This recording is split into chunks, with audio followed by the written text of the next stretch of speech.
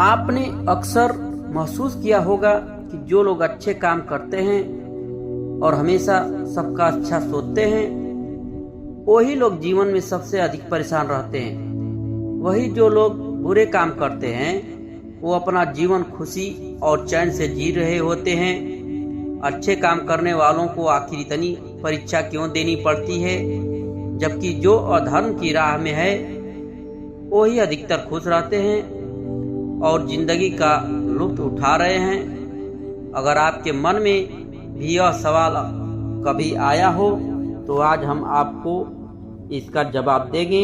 ये जवाब वो है जो भागवत गीता में लिखा है और श्री कृष्ण ने अर्जुन को दिया था।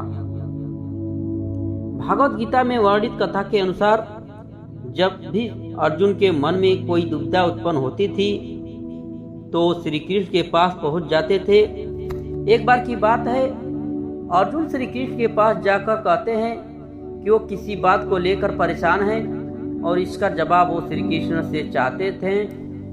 श्री कृष्ण ने पूछा, सवाल क्या है?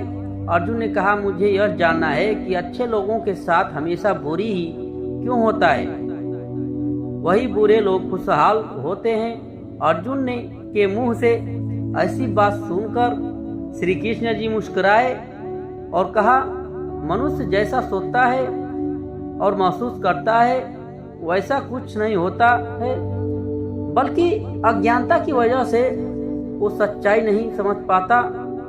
अर्जुन उनकी ये बात समझ नहीं पाए। इसके बाद श्री कृष्ण ने उन्हें समझाने के लिए क्या कहा वो जानते हैं। श्री कृष्ण ने अर्जुन से कहा, हे पार्थ, मैं तुम्हें एक कथा सुनाता हूँ, उसे सुनकर तुम समझ जाओगे कि हर प्राणी को उसके कर्म के हिसाब से ही फल मिलता है। प्रकृति हर किसी को अपनी राह चुनने का मौका देती है। अब वो मनुष्य की इच्छा पर निर्भर करता है कि उसे धर्म की राह चुननी है या अधर्म की। कथा शुरू करते हैं। श्री कृष्ण ने कहा, एक नगर में दो पुरुष रहते थे। एक पुरुष व्यापारी था जिसके जीवन में धर्म की बहुत महत्व थी। वह पूजा पाठ में यकीन रखता था। वह हर रोज मंदिर जाता था और दान धर्म की भी करता था और हर रोज भगवान की पूजा करता था। वही दूसरा पुरुष बिल्कुल विपरीत था। वह हर रोज मंदिर तो जाता था लेकिन पूजा करने नहीं, बल्कि मंदिर के बाहर से जूते चप्पल चुराने, उसे दान और धर्म से कोई लेना देना नहीं था। समय बीतता गया और एक दिन बहुत जोर की बारिश हो रही थी। इस वजह से मंदिर के पुजारी के अलावा कोई नहीं था। यह बात जब दूसरे पुरुष को पता चली तो उसने सोचा कि ये सही मौका है मंदिर का धन चुराने का। पंडित से नजर बचाकर उसने मंदिर का सारा धन चुरा लिया। उसी समय धर्म कर्म में विश्वास रखने वाला व्यक्ति भी मंदिर पहुंचा। दुर्भाग्य से मंदिर के पुजारी ने उसे ही चोर समझ लिया और चिल्लाने लगा। वहां लोग एकत्र हो गए और उसे बहुत मारा। किसी तरह वो खुद को बचते बचाते वहां से निकला तो दुर्भाग्य से उसका साथ वहां भी नहीं छोड़ा। मंदिर के बाहर वो एक गाड़ी से टकरा गया, घायल हो गया।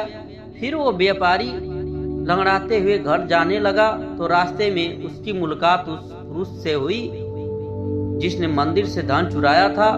उसने कहा, आज तो मेरी किस्मत चमक गई, एक साथ इतना सारा धन मिल गया। ये सब देखकर उसे बहुत बुरा लगा। उसने अपने घर से भगवान की सारी तस्वीरें निकाल दी। कुछ सालों बाद दोनों पुरुषों की मृत्यु हो गई। मरने के बाद जब दोनों पुरुष यमराज के पास पहुंचे और भले पुरुष ने दूसरे व्यक्ति को देखा तो उसे बहुत गुस्सा आया। उसने क्रोधित होकर यमराज से पूछ ही लिया, मैं तो हमेशा अच्छे कर्म करता था, दान में विश्वास रखता था, उसके बदले जीवन भर मुझे अपमान और दर्द ही मिला, और इस व्यक्ति ने हमेशा बुरे कर्म किए, फिर भी इसे नोटों से भरी पोटली, आखिर ऐसा भेदभाव क्यों? इस पर यमराज ने कहा, पुत्र, तुम गलत समझ रहे हो। जिस दिन तुम्हारी गाड़ी से टक्कर हुई थी वो दिन तुम्हारे जीवन का आखिरी दिन था, परंतु तुम्हारे अच्छे कर्मों की वजह से तुम्हारी मौत सिर्फ एक छोटी से चोट में बदल गई। तुम इस दुष्ट व्यक्ति के बारे में जानना चाहते हो। दरअसल इसके भाग्य में राजयोग था, मगर इसके कुकर्मों और अधर्म की वजह से वो सिर्फ एक छोटी सी धन की पोटली में बदल गया।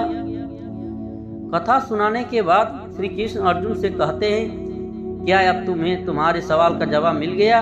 ऐसा सोचना कि भगवान तुम्हारे कर्मों के नजरअंदाज कर रहे हैं, ये बिल्कुल भी सत्य नहीं है। भगवान हमें कब क्या किस रूप में दे रहा है मनुष्य को समझ में नहीं आता, मगर आप अच्छे कर्म करते रहें तो भगवान की कृपा हमेशा बनी रहती है। इसलिए अपने अच्छे कर्मों को बदलना नहीं चाहिए, क्योंकि उसका फल हमें इसी जीवन में मिलता है। इसलिए मनुष्य का फर्ज है कि वो हमेशा अच्छे कर्म करते रहे, क्योंकि श्री कृष्ण ने गीता में भी बताया है कि किसी के द्वारा किया गया कर्म बेकार नहीं जाता है, चाहे वो अच्छा हो या बुरा।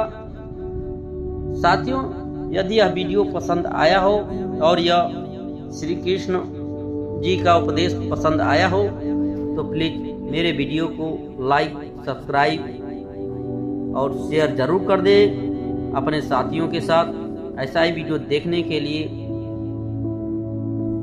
आप जरूर सब्सक्राइब करें यदि आप मेरे चैनल पर नए हैं। और उन सभी को मैं दिल से धन्यवाद करता हूं जिसने मेरे चैनल को सब्सक्राइब किया है, और जो सब्सक्राइब करेगा उसको भी दिल से मैं धन्यवाद करता हूं। जय श्री कृष्णा।